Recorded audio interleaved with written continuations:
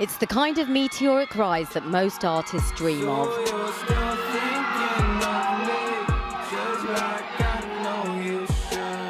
Grammy nominated with a multi-platinum selling album, and all by the age of 21.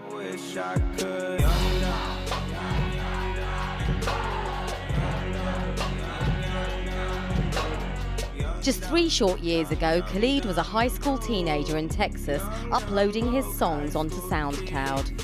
Today, he's one of the most streamed artists in the world. Send me your location, let's focus on communicating, 'cause I just... His mum was in the army choir, and Khalid spent much of his childhood moving around America and Europe.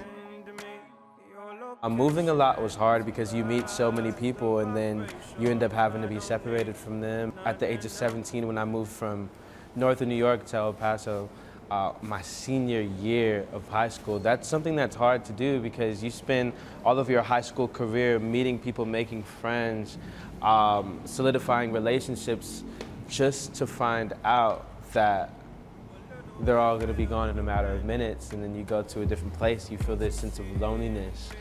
It can be a very dark place, but luckily for me, I turned the dark into the light, and I was able to write about the feelings that I was going through. I've been on the low, I've been taking my time. I feel like I'm out of my mind. It feel like my life ain't mine. Who can relate? He used music as a form of therapy and openly talks about his own anxieties, urging anyone feeling the same to speak out about mental health issues. It's interesting, it's crazy how someone can come to you and they're like, you saved my life, and I'm like, you barely even know me, but you know my voice and you know my story, and we share the same, so much of the same qualities of life and so much of the same problems and same situations and the same obstacles, where it's like, you are not alone. I've never felt like this before.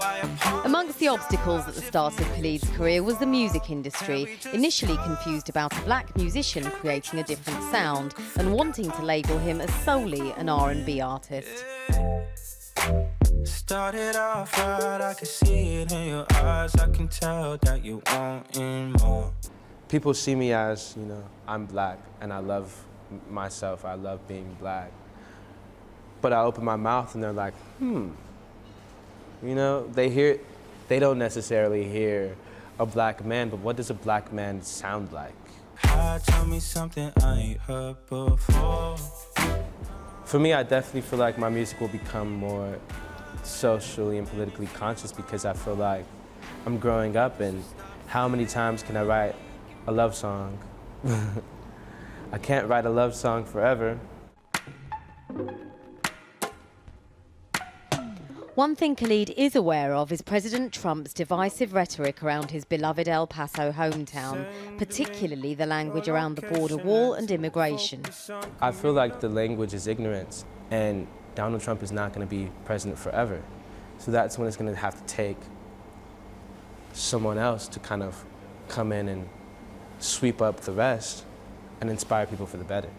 And that someone could be former punk rocker and fellow El Paso resident, Democrat presidential candidate Beto O'Rourke. Me and Beto are cool.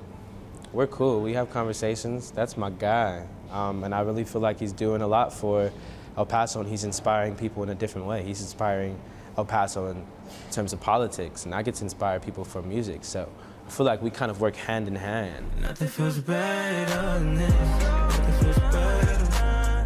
Nothing feels better than this. For me, next on my journey definitely is, I'm on a path of enlightenment and learning a lot more about myself and being secure with myself and my spirit, and I feel like that's going to come across in the music, and I feel like the music will become a lot more introspective.